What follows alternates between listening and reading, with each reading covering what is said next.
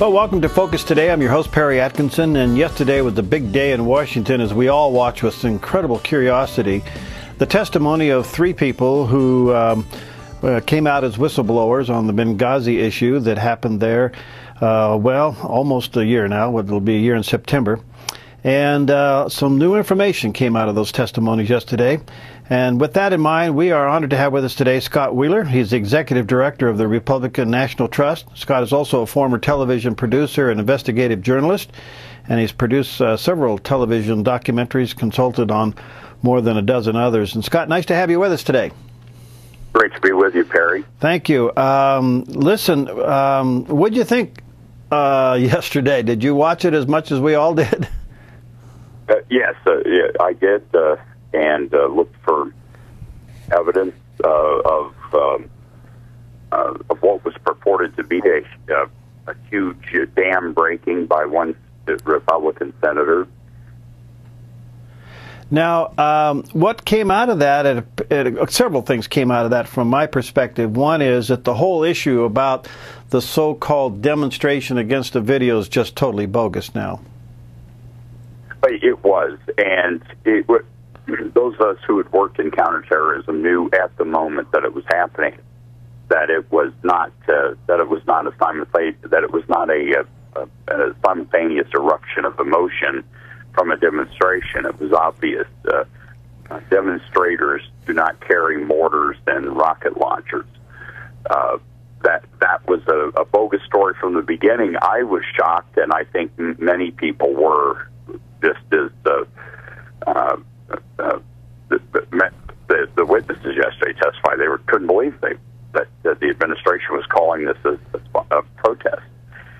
And so from the beginning, it smelled terrible. It did not look legitimate, their story, that is, and it was completely mishandled from the beginning.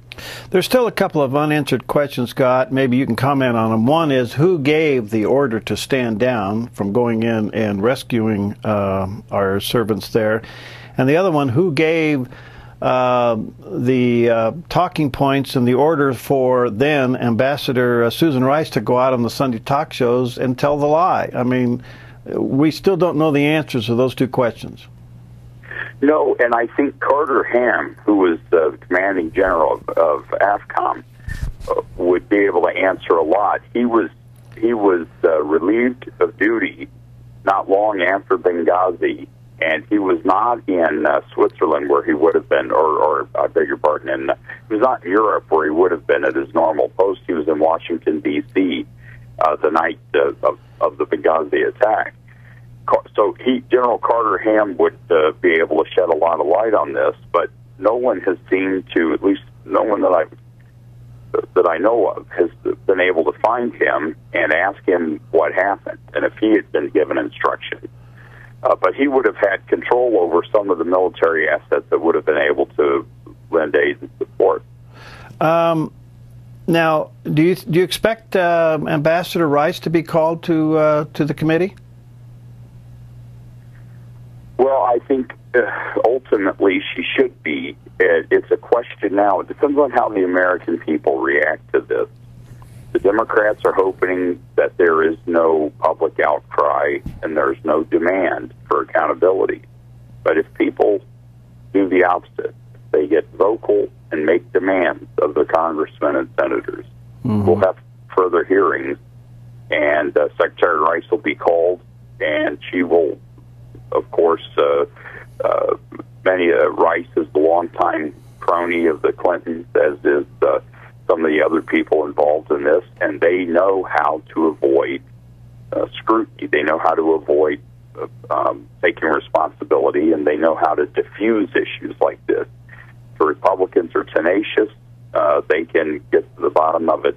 But we've seen yesterday even that the Democrats, the ranking member Elijah Cummings and Carolyn Maloney, they're sending signals that they are going to defend the administration no matter what the cost politically. And so if the American people demand answers, they'll get them. But otherwise, it'll be a whitewash and a cover-up. Now, you use the word cover-up there.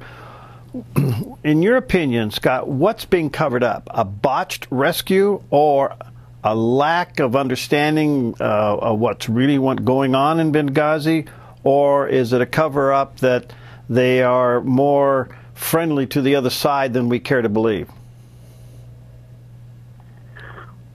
All three, I think. First of all, well, there was no rescue attempt. There was, this was 2 months before the presidential election. It seems to strain credulity that they were just not expecting trouble on September 11th, the anniversary of September the 11th. It strains credulity that they had not paid attention to the many prior requests for additional security there. There's something strange about the whole thing, and no one knows. I know there's a lot of speculation, and I think we should stay away from that, but until we get answers, I know the White House at one point made the claim to Congress that there was a classified reason why things happened the way they did. Well, believe me, if this were a Republican administration, no such response would be adequate for Democrats. In fact, we saw how they behaved over the Valerie Plame affair, which they claim was a deep cover CIA covert operative, and she wasn't. She was an analyst at the headquarters in Langley. But we did, and in Benghazi on that attack, we lost two real covert CIA operatives. The two former Navy SEALs were detached to the CIA. They were part of the CIA's counterterrorism, military counterterrorism operation. That's not been disclosed yet, but only because the Republicans always show deference to these sorts of things and Democrats never do. But the two former SEALs who were killed were covert CIA operatives, part of the military counterterrorism response team for the CIA. That's why they were there. And so we lost those two, and they could have been saved by the president or the Secretary of State, either one, and they were not. This is an outrage. To me personally, it should be an outrage to every single American. I think it's growing. I think people are now beginning to realize that we've been lied to, so the integrity of the United States government now is now put into question again. Who can we trust, and are they telling us the truth? And where was the president? I mean, just doesn't seem like he was engaged in this process whatsoever. And even the Secretary of State's reaction is anything but on top of the game. Scott, do you think this, let's just assume for a moment the public demands more, and this thing starts to unwind even more and more is coming out that this was a massive obstruction of information, perhaps even justice. It's a massive cover-up. Does it have the potential of impeachment? It has the potential, and it certainly should be discussed by the people right now. People should be demanding a kind of impeachment-style inquiry into this. The problem is, I think, for the most part, most people have become very jaded and cynical about their government lying to them. They don't believe that they can they can demand accountability and receive it. We have a Washington political class that's insular and isolated itself. They do things without the will and the consent of the governed. They do this flagrantly. And so I think people have become so cynical about Washington. They just don't have the energy, sort of the political energy or the political will to stand up and demand answers. But yesterday's answers clearly indicated that there was a cover-up, clearly indicated that this thing went terribly wrong, and it clearly indicated things could have been done differently, and they weren't, only because nobody was on top of it. So isn't that enough for a continuing investigation? For reasonable people, it should be. But keep in mind one thing, Perry, and that is that the American people believe their government lies to them all the time. And one of the reasons is Democrats have made them cynical. During the Bush years, for example, you would have a minor traffic ticket style scandal that they would turn into a major ordeal, like the Valerie Plame affair that I mentioned a while ago, right? Or the prisons in Iraq. There's another one, very minor things, and the Democrats went to the floor of the Senate and the House and proclaimed it Nazi-like tactics and things like this, which was just outrageous. In fact, as I pointed out at the time, that what they were accused of doing was to prisoners, suspected terrorists, was far less serious than what Democrats have done to interns in the United States while they're in office. And so, but they have made people angry and distrustful of government by accusing Bush, and I'm not a Republican apologist in the least, but they accused Bush of all sorts of things, and the Halliburton connection and Halliburton getting special treatment, everything that was not true. They never presented any evidence of that. They made outrageous claims out of nothing, and that made the public cynical. And this has been going on for years and years. And the Republicans never have an adequate response, and they never use those tactics against Democrats. Democrats gin up huge conspiracy stories out of basically lies or indiscretions, and Republicans never make hay out of scandal that should be made into a giant story. Well, for the hope of the integrity, it's an uneven parallel, in other words. Yeah, I just hope for the integrity of who we are as Americans, that the fortitude in the House is such that they'll follow through with this and take it all the way to its completion.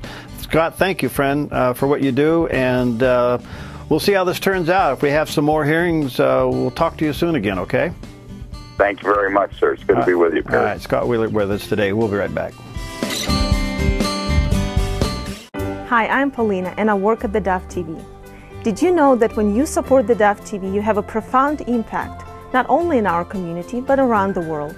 It's your continued support that takes the inspiration and hope in the programs we produce and makes them available to the thousands of people who are watching these videos online every week. Help bring encouragement and hope to our valley and beyond by making a secure online donation today at our website, thedove.us.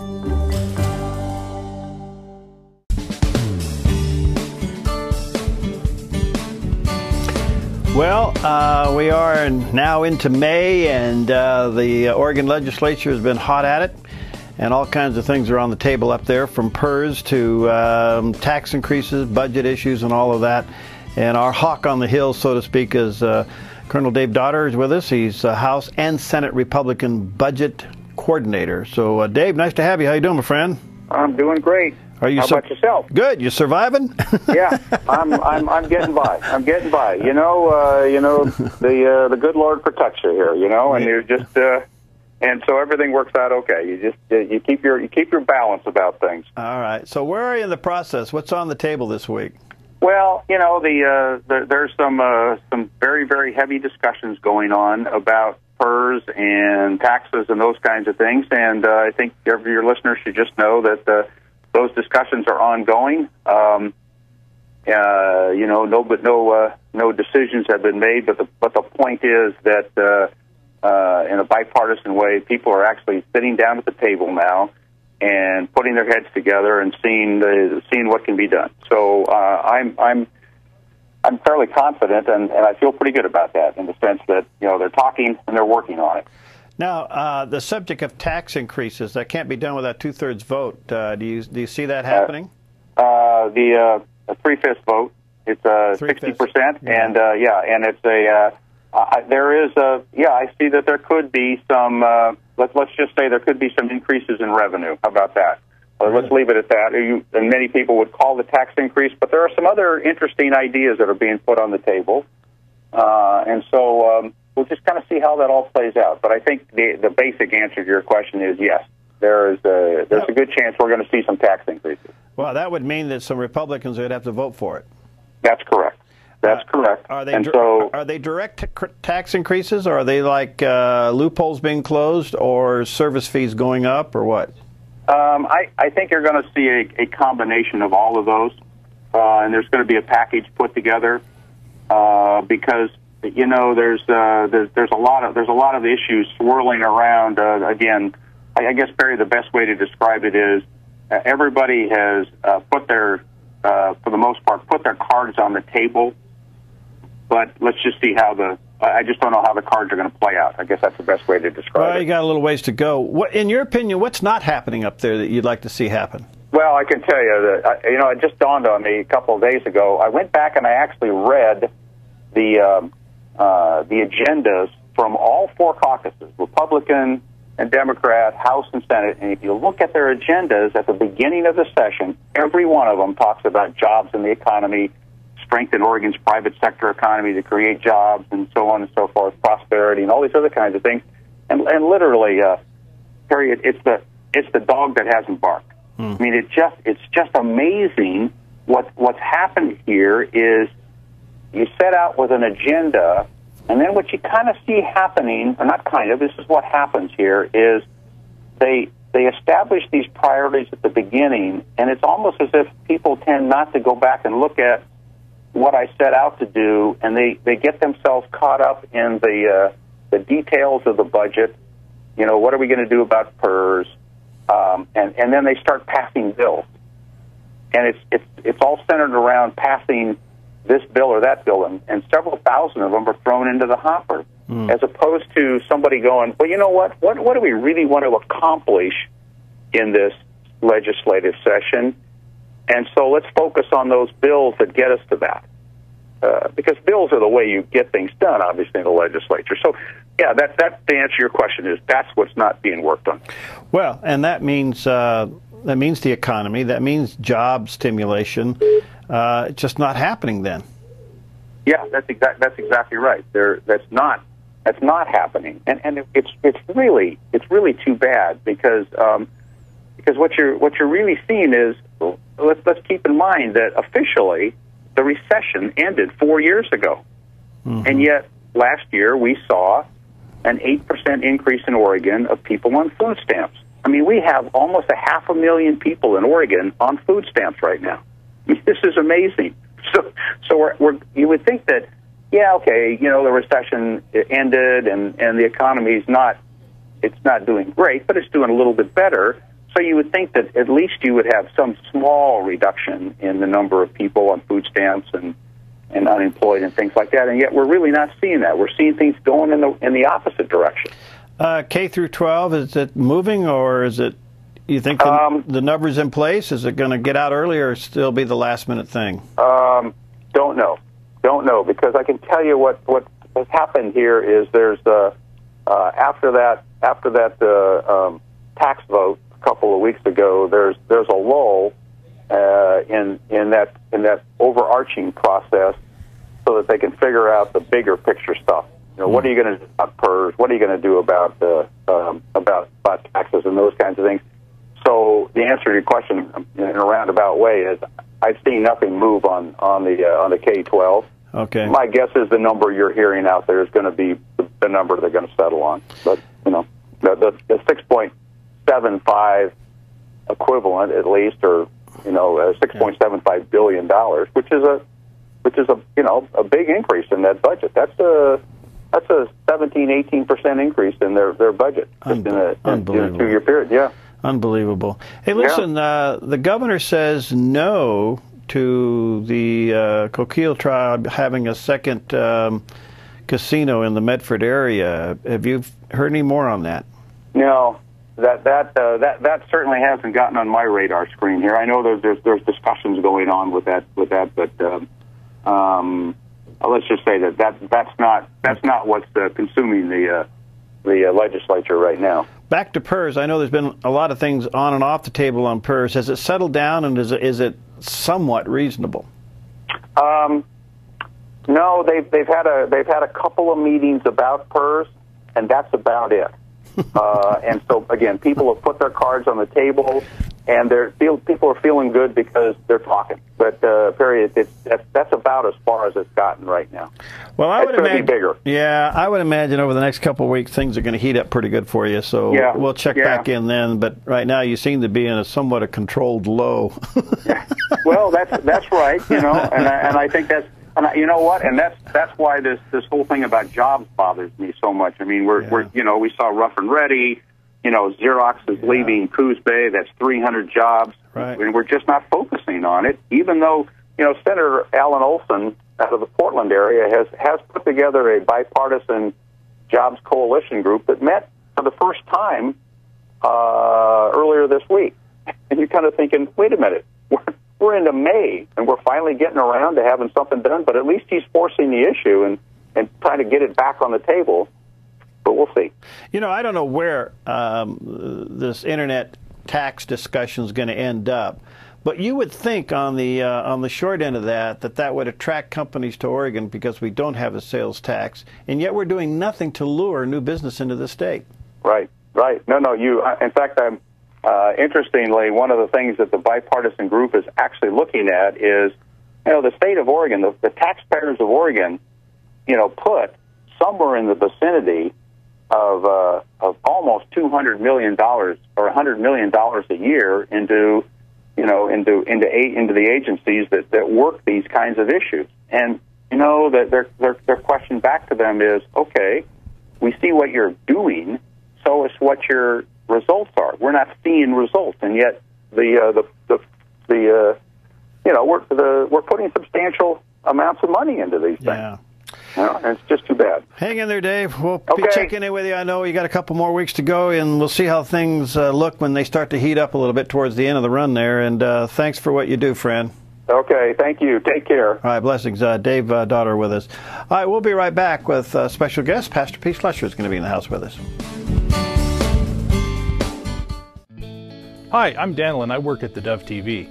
Compared to Portland, Seattle, and LA, Medford might be considered a small market. But at theDove, we're excited about the opportunity to make a big impact right here in our community. And you help make that happen. Did you know that more than 90% of our income comes from people like you? You can help us now by making a secure online donation at our website, thedove.us, or by phoning 541-776-5368.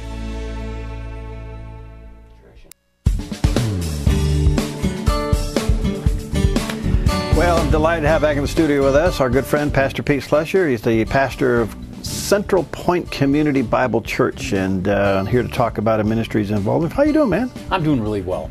You're the happiest pastor I know. You always got a smile on your face. I don't know. What do you got in your coffee there? What do you put in there? Same thing everybody else does. A lot of sugar, huh? Yeah. Good to see you. Returning Hearts Celebration Ministry. What is this? It's a ministry started really by a group of convicts at Angola State Prison in Louisiana. Oh yeah, we ran the Brooklyn Tabernacle special on that.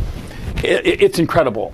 Those of you in area churches who may be familiar with the Awana ministry actually partnered with them to help write the material. And Returning Hearts at first was a day celebration that allowed a convict, a man who had done something wrong. In Angola, the average stay is 88 years. Whoa. So these men are murderers. They're criminals of the highest rank. And they, beginning in the 90s, began to come to Christ in an unusual way. And they became convinced that they needed to reconnect with their families in order to keep their children from replacing them as inmates there in Angola. And so from that, Returning Hearts began. And it's a one-day celebration that allows a father to be paired up with their children in a way that they go through the day in a carnival celebration. There's a meal. Later on, there's a chapel service where the dads can just simply reconnect. And we had a chance to enter the Pritchett Memorial Jail in L.A. 2 weeks ago. Returning Hearts there has tied with a program called Malachi Dads. Wow. Malachi Dads is the idea is that dads need to return their hearts to their families, and they need to show their children what it means to be a godly man. And the Malachi Dads program would take a 12-week overview on things that many of us would say is basic. But first, they evaluate who they are in Jesus Christ. Many of them are making a commitment for Jesus Christ for the very first time during this course. From there, it goes on to address what it means to be a husband, and then what it means to be a father. And on that day, Returning Heart celebration, we saw 50 fathers. The fathers had to be given permission by either the grandparents or, more specifically, the moms of their children to reconnect. And those of us who had the privilege of being a family counselor would introduce ourselves to either the mother or the grandparents there in the parking lot, and then we would meet the young man or young woman who was going to be taken to their dad. Whoa, whoa. How did you get involved in this? Well, are you an ex-con? Some accuse me of that. Some accuse me of that. No, a man who was actually a man on staff at Community Bible Church back in the 80s is now a key leader within this Awana organization and a pastor of the key local church that's going into Pritchett. Wow. So he called and asked if I could come down, and I brought 4 of our guys. And then our church then provided Bibles so that each of the men could give their children a Bible to take home in remembrance of that day. Wow, what an experience. Oh, really, it really was phenomenal. Really. Now, the whole what happened in Angola is such an interesting thing because it's outside the box of anything else that's going on with correctional institutions. And that story in itself is a huge one. But the late Chuck Colson, Prison Fellowship and all that, he quickly came to the conclusion that the only way to turn a life around of crime is through Christ. And now we're seeing the fruits of that. And I find it interesting that as God's working in the prisons, almost to the direct opposite of our culture, as we see the things of the Lord almost closing down, we're finding men who have reached the bottom, right, finding and discovering their Lord and Savior Jesus Christ, and recognizing that that's the only way to change their lives. Now, that doesn't change their time. Oh no, oh no, they're recognized for what they've done, and part of the program and the recognition by the men who are providing discipleship is also to remind them that they have a responsibility as citizens, and they have been placed there for a reason. All right, now, so Returning Heart comes in at what point? Well, Returning Hearts, as Pritchett is doing so, is tied to their merit program. And forgive me, it's an acronym, and the last 2 are the only ones that I connected with, are individual transformation. And so Mike and a number of the men have partnered with the sheriff's department down there, and this individual transformation really plays into who we are as believers in Jesus Christ. Holiness is one of the direct results of a transformed life. Right. And so as the men have been confronted with this idea, they have seen 800 men go through Malachi Dads. The day after Returning Hearts, we were a part of a graduation ceremony, and we went back into the jail, and there we saw a gathering of about 250 men.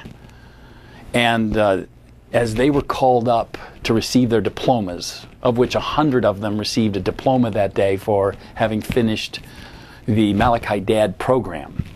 Wow. Just the joy, the sense of recognition. One man, a Hispanic man, got up and recited all of the key verses of the 12 lessons, first in Spanish, and then because he wanted to articulate himself better in English, he was taught all of the verses in English. So he then recounted each and every verse by memory in English. Wow. And it had a powerful impact on the men. Wow. So are you involved at all in the initial conversion of an inmate? No. No. When we got a chance to go in there, I was with a young man, 10 years old, Stefan. 10 years old. Stefan Jr.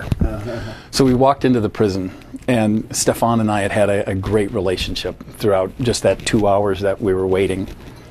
And then we got on one side of a small field, and his father and the rest of the men got on the other side. And each child was announced, and the father was announced, and they met into the middle.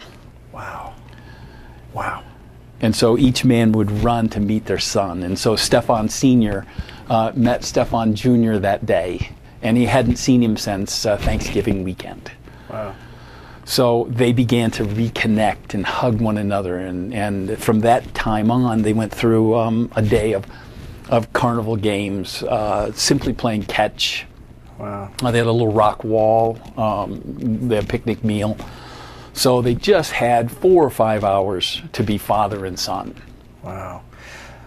What impact does this have on a child? I mean, let's say the father's converted to Christ in prison or in jail, but the child has not had a relationship with Christ, so there must be an incredible impact.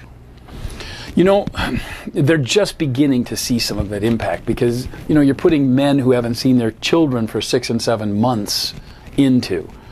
In Stefan's case, Stefan's mom and dad, providentially, separate from their own lives, began to go to an evangelical church there in the heart of LA as dad was taking these classes. Wow.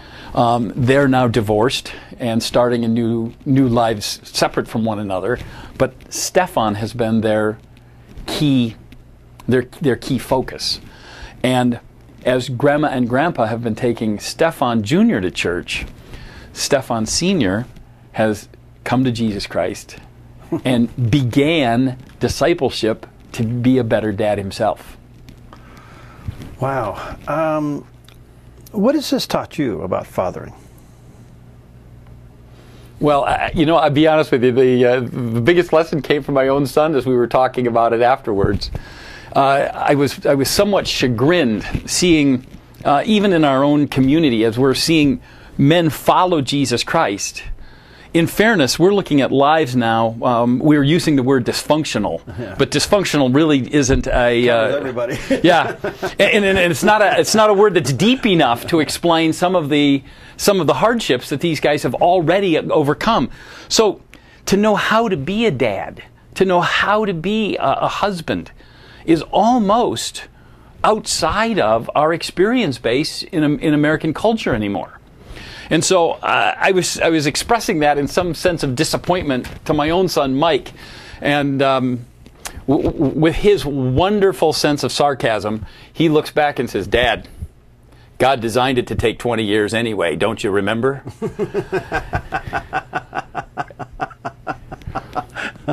That's a great response. And I thought so too. Oh, yeah. Oh, that's terrific. You know, there's so much that comes out of this. Do you think, you know, you're spending a lot of time with returning hearts of getting dads and inmates connected with their children. Do you see a gap that we just assume that in our churches, parents are learning how to be parents, fathers are learning how to be fathers, mothers are learning to be mothers, when in fact we really haven't given them those basic catechisms? Oh, and that's exactly what I expressed just in this last question. Yeah. I mean, that's the whole point, is we're recognizing young men and women are coming out of our youth program, and they have not been taught and nurtured. We're living in a culture. You talked about jobs on the last segment. Right. You know, let's be fair, when you look at our valley, how is the average dad going to earn enough to take care of a family so that mom can invest in their home? Moms and dads are so heavily involved in working themselves. Often the children are left to fend for themselves. And so that skill that they would have naturally been able to see is being diminished day and day and day and day. And dads are struggling hard to bring home. Moms are struggling hard to bring home enough to satisfy. And in the end, the children don't get to see that phenomenal consistency. They get to see tastes of mom and dad at the end of the day, but they're tired. So we're seeing that skill of what it means to be a dad and a mom being diminished from our culture. All right, let me take a quick break. Pastor Pete Slusher is with us today and experiencing Returning Hearts Celebration Ministry that he's involved in with men in his church. And we'll talk more about it when we get right back. Hi, I'm Paula and I work at theDove TV. Every day we get letters and emails from people who've been encouraged, blessed, and challenged by the programs on theDove TV. But we couldn't do it without you. Did you know that more than 90% of our income comes from people like you? You can help us continue to bring inspiration and hope to our community by making a secure online donation at our website, thedove.us, or call us at 541-776-5368.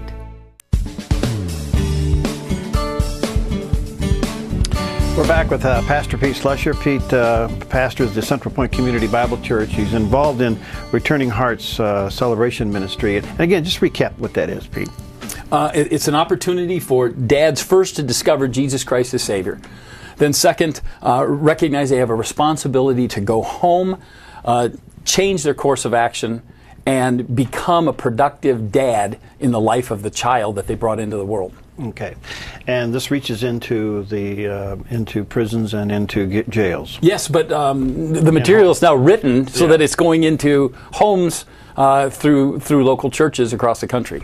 What is the Malachi Dad class? What is that? Well, it's a 12-week class, and when you look and like me, if you were raised in a Christian home, you had a mom and a dad who were together, who came from grandparents and great-grandparents who, whether they knew Christ or not, had that sense of responsibility, you would find it a quick overview of what your heritage was.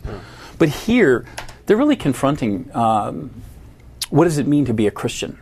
That early identification of the key ideas of accepting Jesus Christ as your Savior and the fact that God was the creator of the world. And these basic concepts are then given to them in such a way that as young as men who were made in the image of God, they have a responsibility then to transform the lives of the children that they've been left as stewards to. Now, you recently went to a jail in Southern California, took some of your men, and you were there for the uniting of a father and a son. Quite emotional. They spend several hours together. Now, is this a recurring thing? It's not a one-time event. It's been going on for 5 years. They began in 2009. Okay. The first year caused a lot of concern, as you can imagine. Oh, yeah. The deputies who are responsible for the jail are seeing these young children being brought into the very center of the jail itself, as well as all of these men and women who have no connection with the rest of the inmates.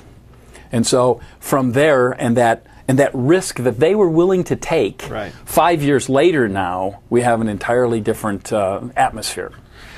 You talked about the chapel service and some things that happened there.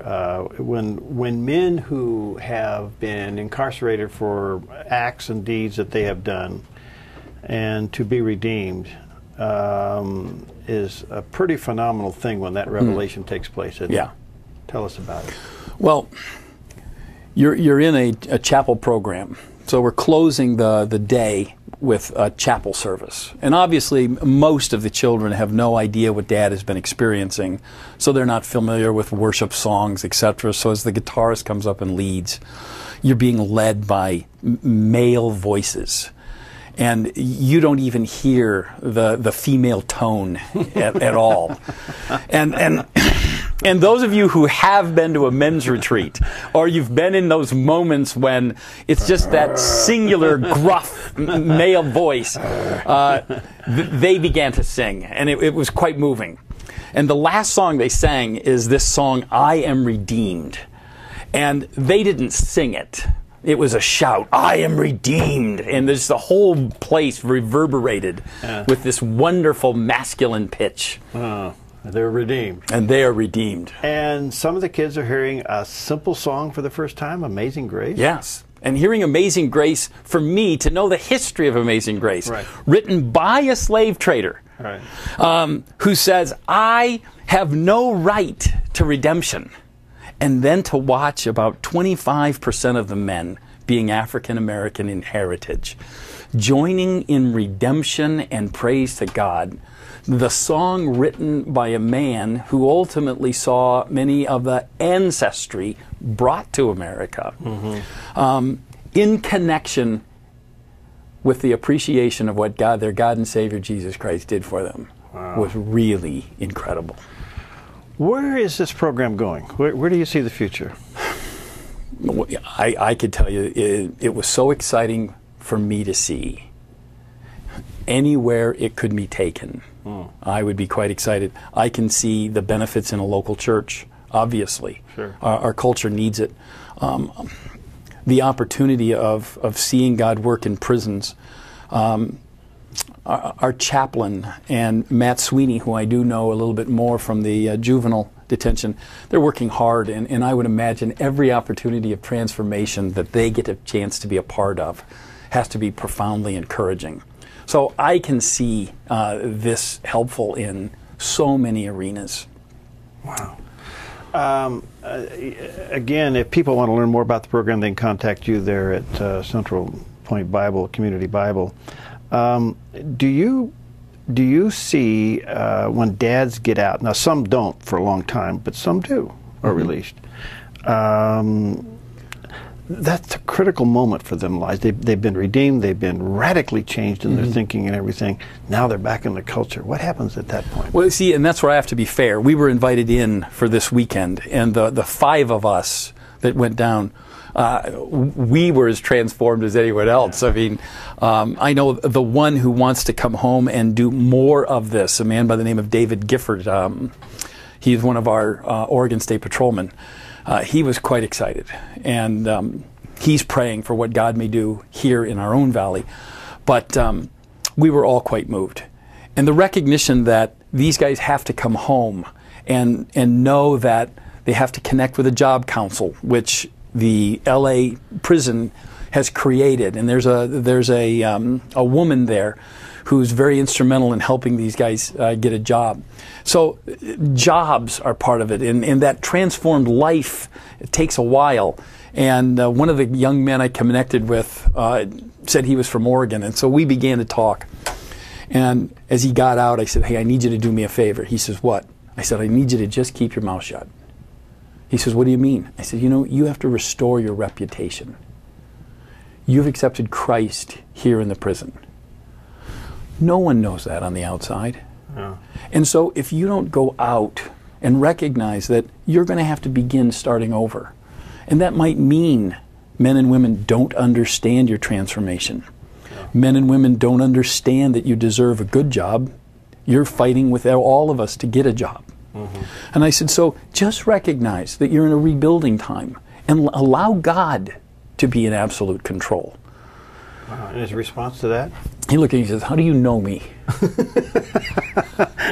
said, I don't know you, I just know men. We're all that way. Yeah.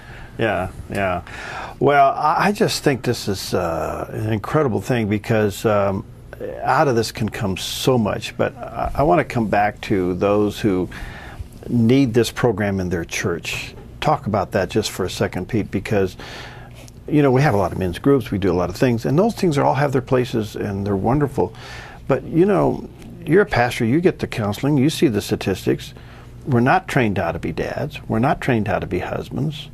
Something fell through, and we may be believers, we assume the biblical manly mandate, but we really haven't been taught it. No, and to the degree where now my son was right at 30 years old. Yeah. He is. And one of the things that I think we have to remember, the men with gray hair and the men with no hair, what we have to remember is we have to stay connected. And there's a part of us that looks down and goes, you know, I'm tired. I don't have the patience. I don't have. Then pray for it. Yeah. Because as much as anything, these men need mentors. And how many times do we come to our own scripture and see Paul say, act like me, because I act like Jesus Christ. Imitate God. Join with others in following my example. I'm sending you Timothy, and my son in the faith. No one represents me like Timothy. So you have within Scripture this idea of modeling. Older women teach the younger.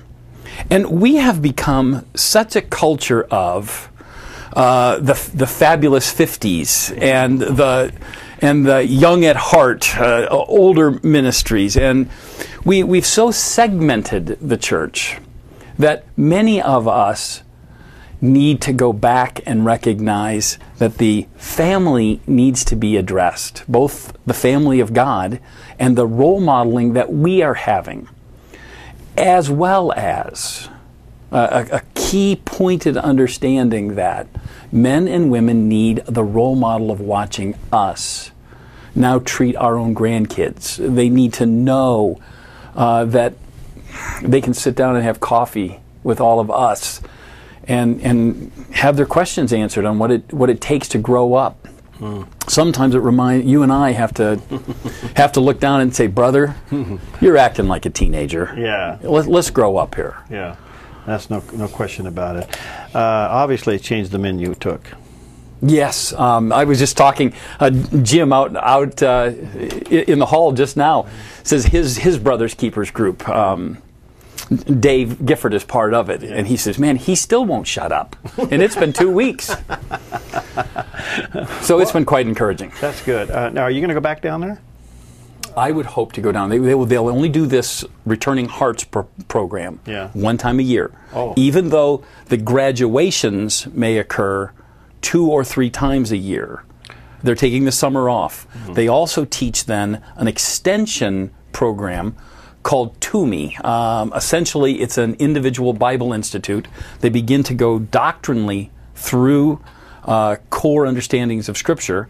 And if you can imagine an inmate going through a study of God, receiving J.I. Packer's book, The Knowledge of God, or Knowing God, rather, and then a dictionary to be able to look up words that J.I. Packer has written that he doesn't understand. And so that's the core curriculum. And they begin right off the bat of studying who God is. So these men who are in there for a longer period of time are involved in Toomey. Some way incarceration has its benefits because you got the time to do it. You know, you'd like to take every man in your church and put them through that program. Yeah, but how many men are going to want to go and go through the care that they're going through? Well, no, I don't mean that. Hey, thanks. And I would love to, when you go again, come back again. You know, my pleasure. All right, Pastor Pete Slusher with us today, pastor of the Central Point Community Bible Church. You don't have a good church? There's a great one. Thanks for coming in. Thanks for having me, Craig.